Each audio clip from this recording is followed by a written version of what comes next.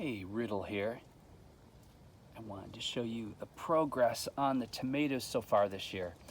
So last year we taught ourselves how to can. And my mom used to can, but for me, my whole childhood, it was just a nightmare, and things that I should have learned and enjoyed, I did not. So sadly, I've had to reteach myself many things that should have been in there already. And canning was one of these things.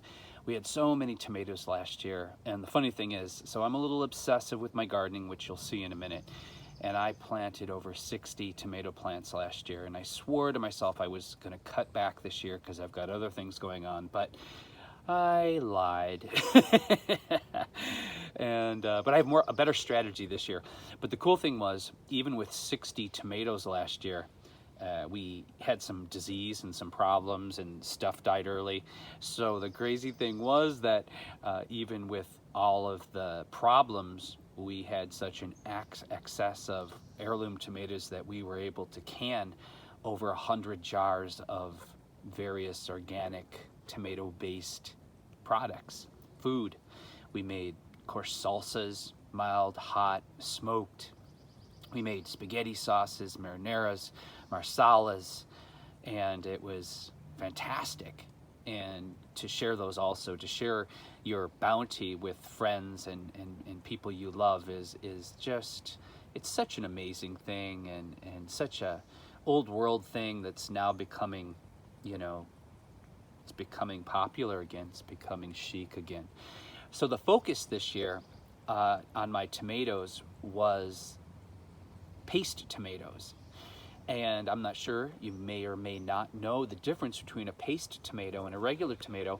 A salad tomato, a regular eating tomato, is very watery, and it has a lot of seeds, and it's juicy and it's sweet.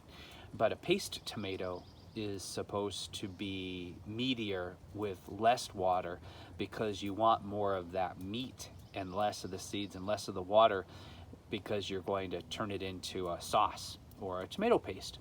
So these are my Italian super paste seeds that I actually got from Europe, and that's why they're kind of small right now, because they've only had a couple weeks to germinate. But I've also got a Chinese paste tomato, and the story about the Chinese paste tomato was that it was the Italian paste tomato that made its way to China, and then they hybridized it, did their funky business to it, and then reintroduced the seeds to the world. And then I have this plant that I picked up when I was in Europe. I was visiting an artist in the French countryside, about an hour or so out of Paris, and we were having this great lunch, and there were these amazing, they look like giant San Marzanos with a little real red pink color. And I asked him, I said, hey, what are these tomatoes? What kind of tomatoes are these? And he's like, oh, that's just not tomatoes, you stupid American. Well, he didn't really say that, but that was kind of his, he was just kind of perplexed, like that's the only tomatoes he knew about. So I was like, oh, do you have a napkin? And I swiped the seeds into a napkin, and I've had those seeds going now for 12, 15 years, and I've shared them with my friends all over the country. So I thought those were some type of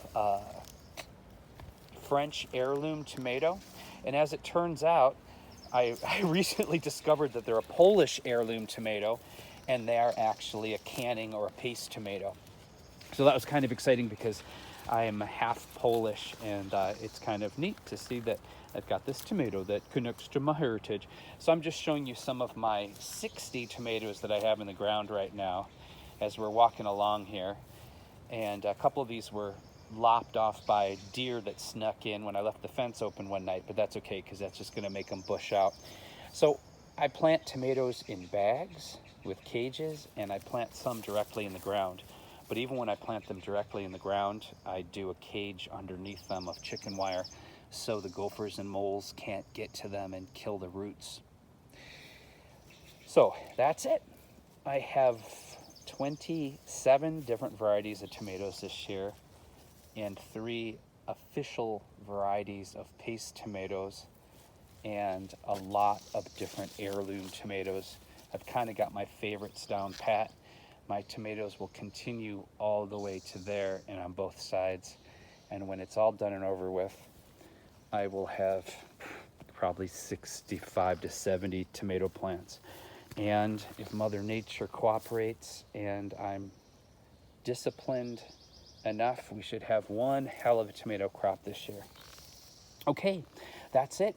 So if you're interested in canning and making pastes, then you want to get out there and find one of the many varieties of paste tomatoes.